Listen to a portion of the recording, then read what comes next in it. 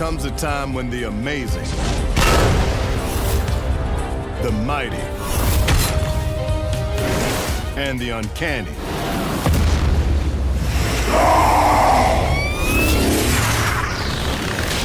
must come together as one.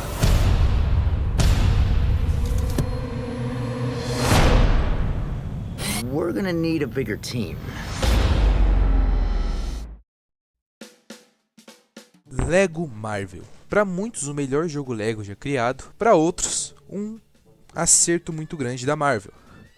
Hoje eu vou falar aqui para vocês do maior jogo Lego feito pela Marvel. E talvez o maior jogo Lego da indústria, que é o Lego Marvel. Antes de começar o vídeo, dá like e se inscreve no canal, que é uma ideia nova que a gente tá fazendo. Espero que gostem, vamos lá. Lego Marvel se inicia com o surfista prateado voando e sendo perseguido pelo Homem de Ferro. O surfista prateado, que a gente não sabe o que ele está fazendo aqui, a gente não sabe se ele veio fazer um anúncio ou se ele só frequenta a Terra normalmente, que eu acho difícil. Mas então, ele está sendo perseguido pelo Homem de Ferro até ele ser atingido por um dos mísseis do Doutor Destino e ele derruba algumas dessas peças cósmicas. Essas peças cósmicas são coisas super poderosas da Lego, algo do tipo, que interessa muito o Senhor Doutor Destino. O Doutor Destino ele pega e junta uma equipezinha fuleira de vilões.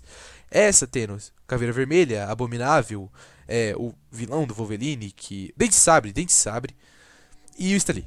O Stan Lee tá em todo lugar nesse jogo. E quando ele junta essa equipe, ele pede para cada um desses vilões, talvez em duplas, talvez sozinhos, eles irem atrás de um pedaço dessas peças cósmicas. E o jogo vai se basear nisso. Vai se basear em o surfista prateado sequestrado, os heróis indo atrás dessas peças cósmicas e um mal maior vindo, no caso, o Galactus. A primeira fase do jogo é muito divertida. Você vai ter o Hulk e o Homem de Ferro indo atrás do Abominável Homem-Areia. Essa missão é muito marcante e acho que pra mim, de jogos Lego, essa missão é uma das missões mais marcantes da vida. Ainda mais por não replicar uma cena de um filme sem ser uma história original. Isso é um ponto muito bom desse jogo. Que esse jogo você vai ter uma história original criada pra ele. E outra coisa muito importante que eu gosto muito nesse jogo é que esse jogo foi criado no início do MCU. Ou seja, você não vai ter aquela coisa que jogos da Marvel hoje em dia tem, de sempre querer tacar o MCU como a coisa principal e ignorar muitas HQs. Lego Marvel 2 comete esse erro e é uma coisa que muita gente não gosta. Esse jogo não, você vai trazer muito mais as HQs do que o MCU em si. Claro, o MCU está muito presente aqui, você pode ver isso pelo visual dos vilões do Homem de Ferro, por exemplo. Mas a coisa mais importante nesse jogo são as HQs. Então, nisso você vai trazer heróis como X-Men, Quarteto Fantástico, os vilões desses heróis que vão trazer uma vida a mais para esse jogo. Inclusive, os maiores vilões desse jogo é o Doutor Destino e o Galactus, que é um acerto muito bom porque são os maiores vilões da Marvel. A gente não vai ter que colocar o Kang, porque o Kang vai ser o vilão da nova saga. Não. Vai ser os maiores vilões da Marvel, que dão uma história muito bom. O jogo conta com 15 fases principais, além de missões extras desbloqueáveis, como missões do Deadpool, totalizando 11 fases extras. Esse jogo, tendo essas 15 fases e 11 fases extras, totalizando 26 fases, é um jogo muito interessante porque ele não repete esquemas. As fases não são repetitivas, toda fase é uma coisa diferente. Toda fase você vai contar com um grupo diferente de heróis para trabalhar naquela fase. Ou seja, uma hora você vai ter uma fase jogando com o Quarteto Fantástico, outra hora você vai poder jogar com Homem-Aranha, Hulk e Homem de Ferro. Outra hora vai ser uma maluquice que você vai estar jogando com Magneto, Homem-Aranha e sei lá, o Homem de Ferro. Tudo numa fase só e esse jogo mistura muito, faz uma mistureba muito grande. E você se sente dentro do universo da Marvel, você não sente que você tá fazendo uma coisa tabelada. E você, cada uma das fases que envolve esses heróis, que apresenta heróis novos, como por exemplo a fase dos X-Men, diz muito sobre os personagens e você não sente que aquilo é genérico. É uma coisa com amor, você sente as fases, os cenários, os personagens, as habilidades dos personagens, que por mais que seja uma fórmula Lego, por mais que tenham habilidades parecidas, eles são um pouco diferentes. Então isso você vai trazer como personagens como o Thor e a Tempestade, eles têm a mesma habilidade teoricamente, mas mesmo assim eles têm suas diferenças. E isso é muito bom porque você destaca o grupo de personagens diferentes. Ou seja, quando você joga com os X-Men, você não vai ser a mesma coisa de jogar com o grupo dos Vingadores ou com o grupo do Quarteto. Isso quando a fase não mistura tudo. E isso é muito legal, porque eu percebi que nesse jogo você não tem fases iguais. E é uma loucura boa, uma loucura que você gosta de jogar. Tem, por exemplo, a fase da Estátua da Liberdade, uma fase maluca, que é a Estátua da Liberdade toma vida e luta com o Magneto, é muito boa mesmo. O mundo aberto desse jogo é espetacular. Você vai ter aqui a Nova York, uma Nova York um pouco realista, mas nem tanto também, com elementos do universo da Marvel, ou seja, você vai ter Oscorp, vai ter Tony Stark, vai ter a mansão dos X-Men, vai ter tudo, vai ter a SHIELD lá no topo do céu, que você pode ir voando pra lá, pode se teletransportar do jeito que você quiser. E você pode andar por todo local nesse mapa, você pode ir de ponto A a ponto Z e sempre vai ter uma missão te esperando, seja no ar, seja na terra, seja no céu, onde for. Você sempre vai ter missões te esperando, que você vai precisar de um personagem específico pra fazer aquela missão. E com certeza a coisa que mais te deixa preso no jogo e no mundo aberto são os personagens desbloqueáveis. Nisso você vai ter personagens desbloqueáveis que você nem imaginava ter em um jogo Lego, como o Horde e o Pato.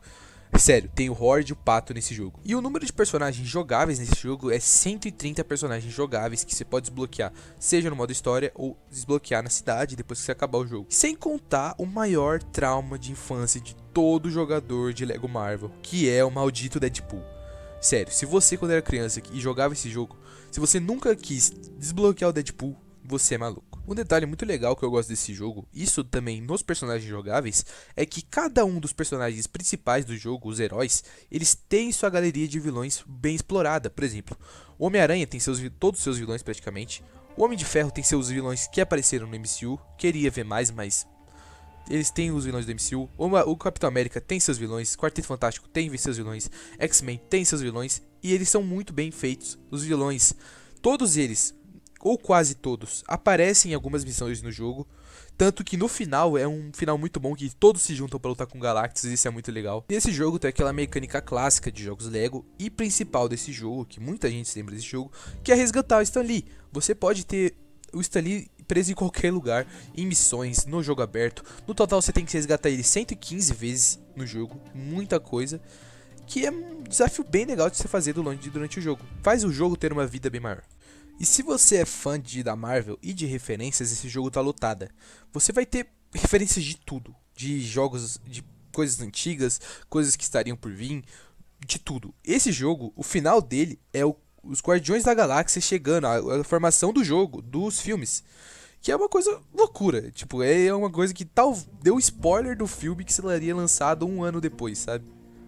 Realmente esse jogo é muito rico, mas ele tem seus defeitos, como por exemplo, você pega personagens mais urbanos que talvez não poderiam entrar em missões como derrotar o Galactus ou lutar com o Magneto, e você deixa eles muito escanteados. Por exemplo, um personagem que eu gosto muito na Marvel e ele não tem participação nesse jogo, ele é um personagem desbloqueável depois, é o Demolidor.